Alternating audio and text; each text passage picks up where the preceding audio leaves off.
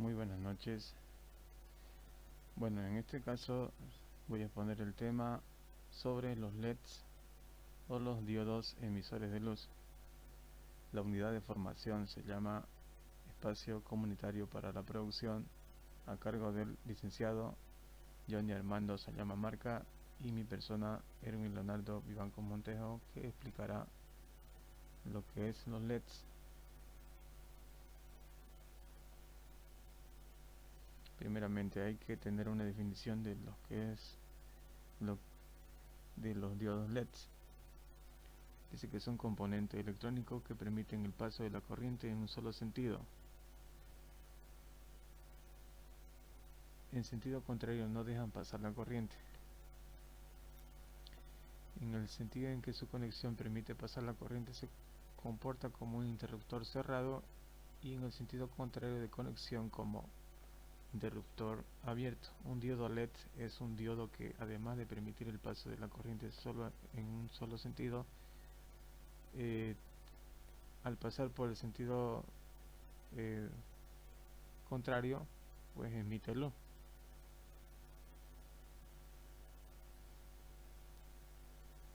¿Cómo funciona? Bueno, entonces en este caso aquí tiene dos polos. Aquí está el polo positivo y el polo negativo. En este caso, al cambiar la polaridad, solamente permite una polaridad para que pueda emitir luz. Dice, en la figura de arriba puedes ver una LED polarizado directamente o inversamente en serie con una bombilla. Lo mismo ocurre con un LED. Lo que pasa es que no hace falta la bombilla porque él ya emite luz. Entonces ya no haría falta un foco, ¿no? El foco sería aquí, que está conectado para saber si se enciende o se apaga. Poniéndolo de esta manera sí encendería, pero al cambiar la polaridad no pasa corriente, no se enciende. La estructura tiene de esta forma, donde el ánodo sería el polo, la pata más larga es el ánodo positivo y el cátodo negativo.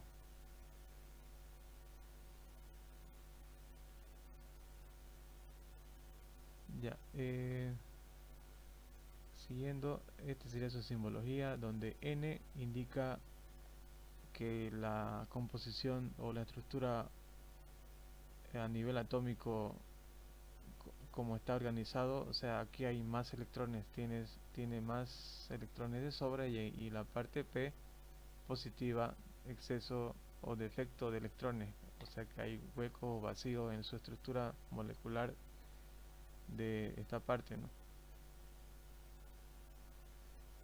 Entonces su simbología de esta forma: si fuera un diodo que no emite luz, aunque sí emite luz de cierta manera, según el video que voy a presentar, va a detallar de forma más minuciosa la estructura interna del diodo. Entonces, su ventaja de los LEDs es que dice que eh, no emiten tanta calor, ¿no? O sea, los LED también pierden, dice, en forma de calor, energía, pero en cantidades mucho menores. Esto hace que casi toda la energía que consuma se utilice en dar luz y no calor, lo contrario de lo que hacen las bombillas convencionales o las antiguas. Su tiempo de vida es mucho mayor, así que consumen, el consumo de corriente eléctrica es menor, pero la luminosidad aquí dice 20%. Entonces dice 100.000 horas de luz. Entonces es grande la ventaja de los diodos LEDs. En este video se muestra de forma minuciosa cómo está compuesto un diodo, ¿no? A realizar más videos. Eso es todo por ahora y nos vemos en el próximo capítulo. Debido a que los electrones pueden moverse libremente entre los átomos del metal y al ser conectados a la fuente de energía común y corriente, porque en teoría estos también pueden emitir luz, y por lo mismo un ejemplo poseer un bajo consumo energético, una mayor resistencia a los impactos y una mayor vida útil. y por lo mismo están disponibles en muchos formatos distintos. Pero en vez de ir directamente a analizar un LED, vamos a partir repasando cómo funciona un diodo común y corriente, porque en teoría estos también pueden emitir luz, solo que lo hacen muy ineficientemente. Si tenemos un circuito con una lámpara y una fuente de energía, la energía pasará libremente. Esto debido a que los electrones pueden moverse libremente entre los átomos del metal, y al ser conectados a la fuente de energía, son obligados a moverse. Al agregarle un diodo al circuito, dependiendo de la posición de este, la corriente puede pasar libremente o ser detenida. Y la razón por la cual ocurre esto es por su composición. Al interior del diodo hay un material semiconductor como por ejemplo el silicio, más específicamente dos tipos de este material. Si tomáramos un trozo de silicio puro y viéramos su estructura atómica, nos encontraremos con que cada átomo posee 4 electrones de valencia, los cuales son compartidos con otros 4 átomos de silicio alrededor de él, formando una estructura cristalina con enlaces covalentes, es decir, que comparten sus electrones y por lo tanto poseen un total de 8 electrones de valencia por átomo, asemejándose a los gases nobles, los elementos más estables conocidos por el hombre. Si no les gusta la química, no se asusten. Lo importante aquí es que entiendan que 8 electrones por átomo es el número mágico que mantiene todo fuertemente conectado. De hecho, tan fuertemente conectado que cuando un nuevo electrón quiere atravesar el silicio, los electrones que lo componen no se pueden mover, dificultando el paso de la corriente. Pero esto puede ser cambiado mediante un proceso conocido como doping, en el cual se le agregan impurezas al silicio para controlar su conductividad y convertirlo en un semiconductor del tipo N o del tipo P. Si agregamos impurezas que tengan 5 electrones de valencia en vez de 4, entonces tendremos átomos con un total de 9 electrones. Y ya que 8 era nuestro número mágico, podríamos decir que uno de los electrones sobrará o quedará más libre que los demás, lo cual permitirá que cuando lo conectemos a una fuente de energía, este pueda moverse y actuar como un conductor. A esta aleación se le conoce como semiconductor del tipo N, pues posee electrones de sobra, los cuales, recordemos, poseen una carga negativa.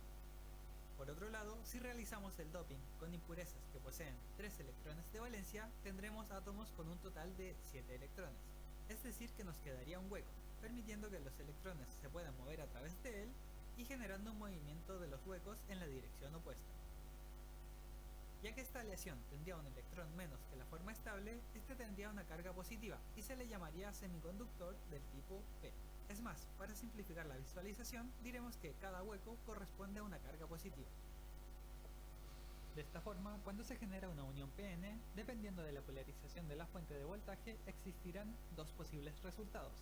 Si el polo positivo está conectado al semiconductor tipo N y el polo negativo está conectado al semiconductor tipo P, los huecos y electrones libres se alejarán, impidiendo que se genere una corriente eléctrica. A este caso se le conoce como polarización inversa. Por otro lado, si invertimos la polaridad de la fuente de voltaje, los electrones libres del semiconductor tipo N serán capaces de saltar a través del semiconductor tipo P y cerrar el circuito, permitiendo el paso de la corriente. A este caso se le conoce como polarización directa, y es precisamente aquí donde ocurre el fenómeno físico que produce la emisión de luz. Si volvemos a nuestra visualización de la estructura atómica y nos centramos exactamente en el punto en que los dos semiconductores hacen contacto, nos vamos a encontrar con que los electrones están siendo trasladados de un átomo con más electrones de valencia a un átomo con menos electrones de valencia. Esto es extremadamente importante, porque esta diferencia en la cantidad de electrones de valencia guarda relación también con la cantidad de energía que estos poseen. En otras palabras, un electrón que se encuentra en un átomo con 5 electrones de valencia posee más energía que otro electrón en un átomo con 3 electrones de valencia. Esto significa que cada vez que un electrón atraviesa esta unión, hay energía que se está perdiendo, pero, como dice la ley de la conservación de la energía, esta no se crea ni se destruye, solo se transforma.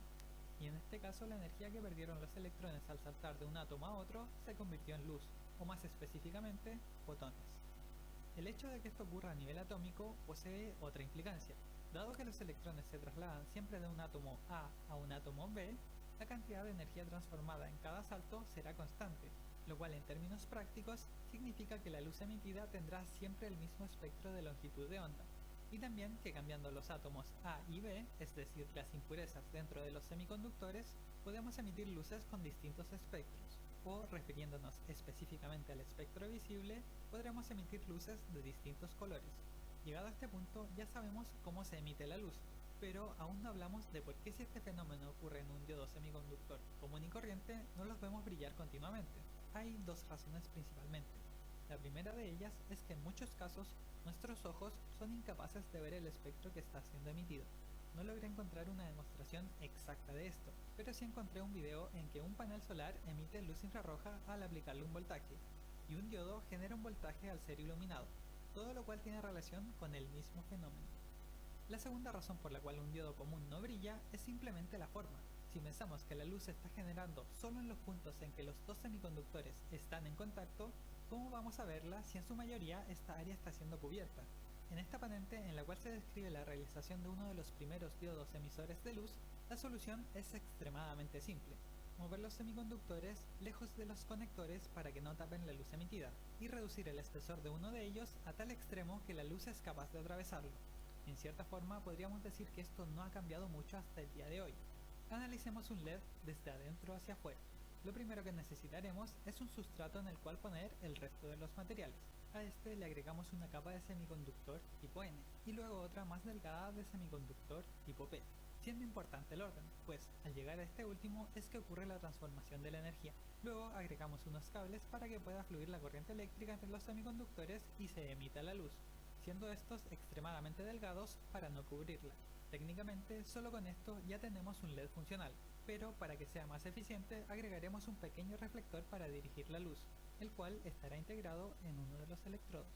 Y antes de cubrir todo en una resina epóxica transparente para que el conjunto sea más resistente, agregaremos un último elemento, una capa de fósforo, aunque esta se utiliza solo en algunos casos, como por ejemplo la luz blanca. En este caso particular, el diodo en realidad está emitiendo una luz de color azul, el cual al impactar en la capa de fósforo provoca que éste emita una luz más amarilla, y es la mezcla de estos dos espectros la que genera la percepción de ver una luz blanca. Lo último de lo que quiero hablar es de los diodos RGB, que pueden producir múltiples colores, aunque la verdad ya no queda mucho misterio. El nombre RGB hace alusión a los colores que lo componen: rojo, verde y azul. Pues efectivamente, dentro de este tipo de LED hay tres pares de semiconductores seleccionados específicamente para producir cada color, y al variar independientemente el voltaje que pasa por cada uno de ellos, se logra generar la percepción de diferentes colores. Les recuerdo que tengo varias animaciones. Bueno, ahí está la explicación bien minuciosa del funcionamiento de los LEDs. Aquí está la tabla según el color del LED, de cuánto voltaje ocuparía y cuál es su intensidad aproximada, su intensidad, su amperaje.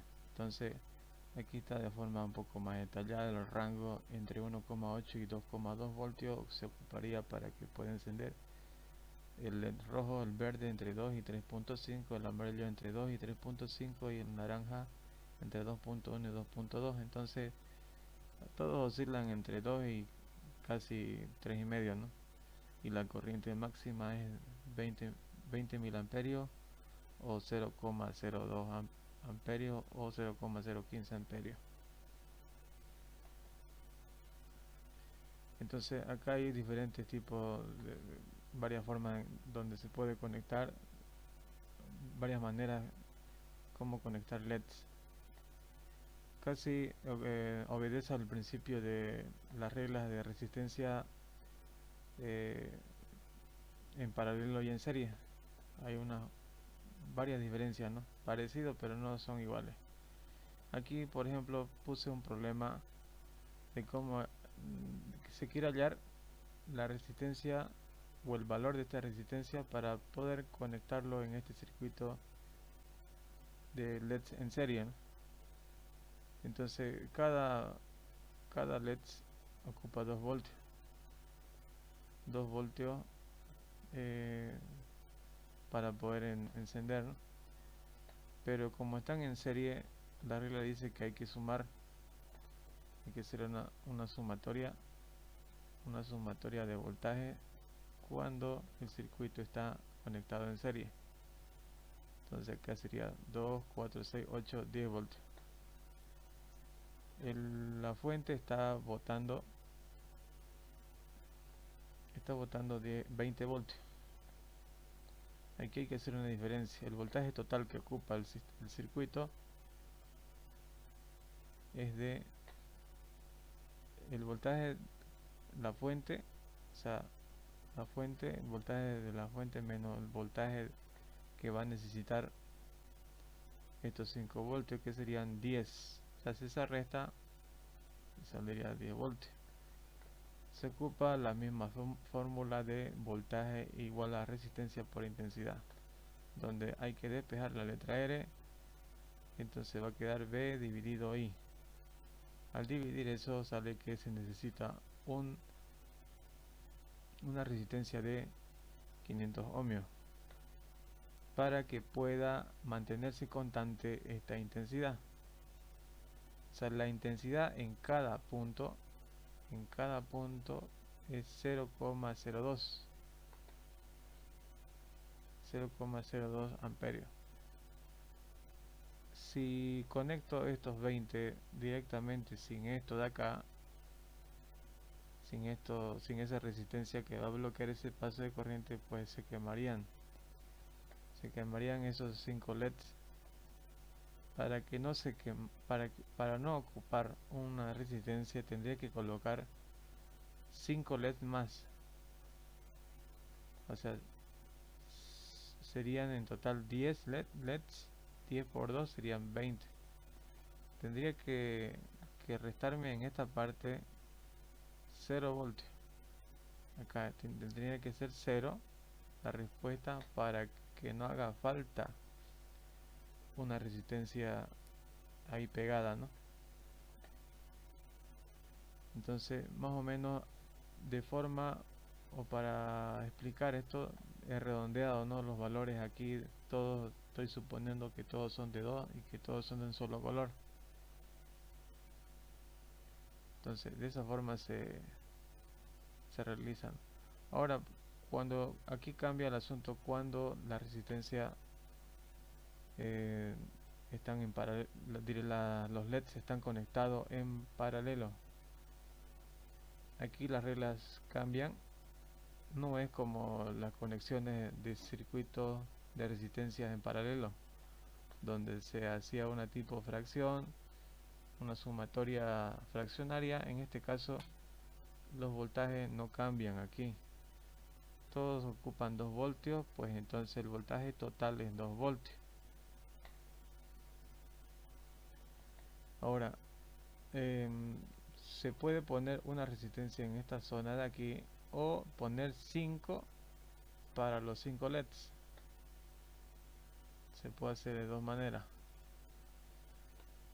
Sale un voltaje aquí de 20 voltios, y estos, como están en paralelo, su voltaje total es 2. Entonces sería 20 menos 2 son 18 dividido entre 0,02 que necesita cada LED, amperios, ¿no?, los amperios que necesita cada LED.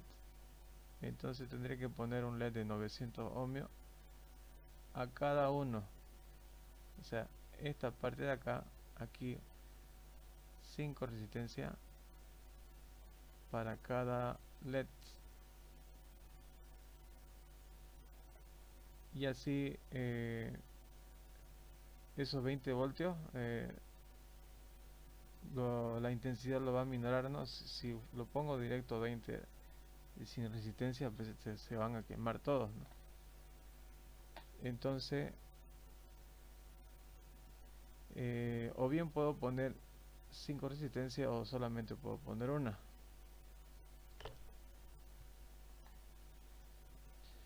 Ya, ahora, si he hecho un cálculo para un solo LED en esta parte de acá,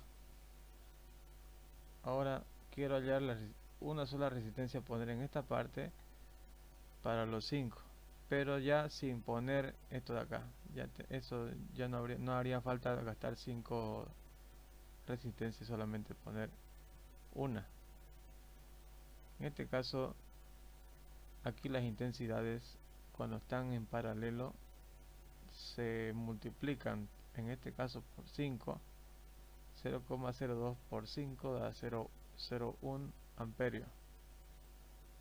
Entonces, este cable de aquí sería como esta línea blanca de acá, y las 5 líneas serían en esta parte, ¿no? Aquí estarían los LEDs, ¿no? En esta parte.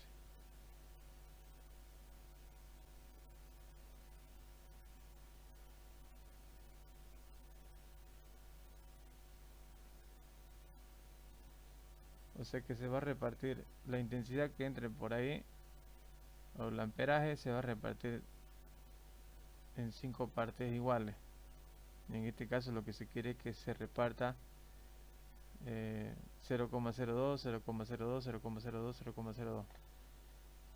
Pero la intensidad entrante tiene que ser 18. O sea, todo esto equivale a 2 voltios.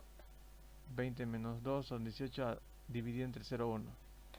Bastaría poner una resistencia de 180 ohmios. Y ahí se reparte para los 5 cables, ¿no? O poner una resistencia cada uno de 900 ohmios, y aquí ya no haría falta poner esto. Entonces siempre, aunque no haya en la tabla resistencia de 180, puede ser de 200, igual van a encender todo. Ya si supera los 200, pongámosle 350 ohmios, va a encender, pero la luminosidad va a ser mucho menor, así que es preferible que se acerque un poquito al valor de lo que se ha calculado, ¿no?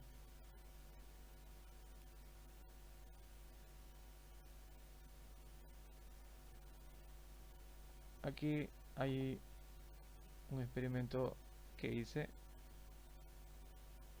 donde acá hay dos LEDs y le he puesto una resistencia en esta parte,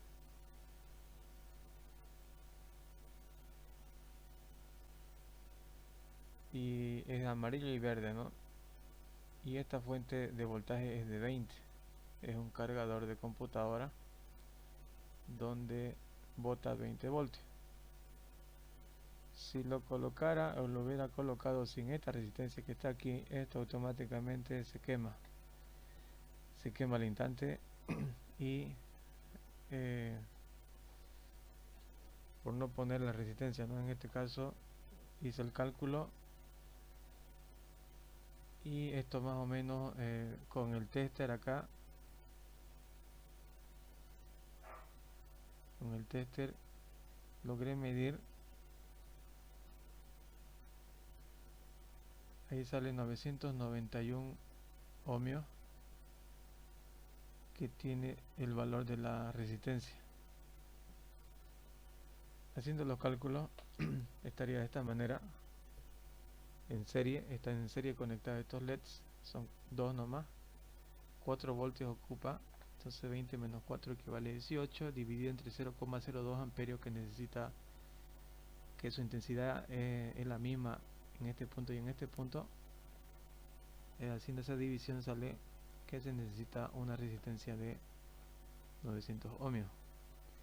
Aquí salía 991, entonces sí sirve, ¿no? Sí vale, sí va a encender.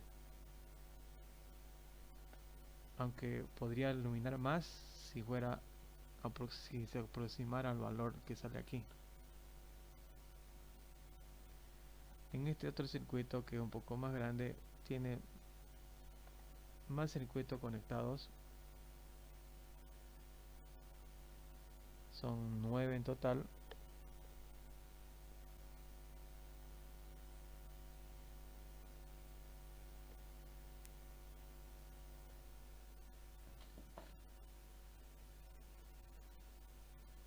Nueve en total, están conectados todos en serie, y cada LED es de diferente color, celeste, rojo, amarillo. Y siguiendo la tabla de equivalencia, bueno, unos ocupan 1,5 voltios, otros 1,8, otros 2, otros 3. Haciendo esa sumativa, hice que se logre, que se supere el valor del voltaje que bota la batería, el cargador de computadora, que es 20. Casi llegó a los 21. Por esa razón no hizo falta poner ninguna resistencia, ya que se ha aproximado al valor de la fuente haciendo la sumatoria de la equivalencia de cada LED, ¿no? Su valor, su voltaje.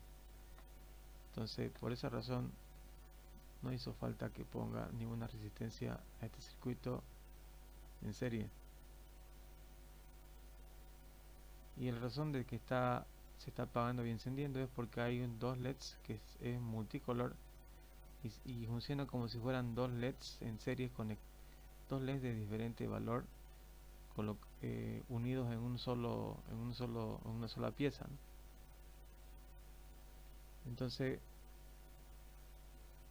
hay que saber la parte fórmula teórica para no cometer muchos errores, ¿no? Saber utilizar la fórmula, y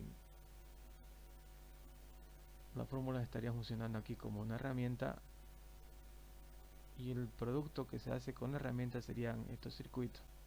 Los diodos funcionan como rectificadores para que la corriente viaje en una sola dirección, en un solo sentido, ¿no?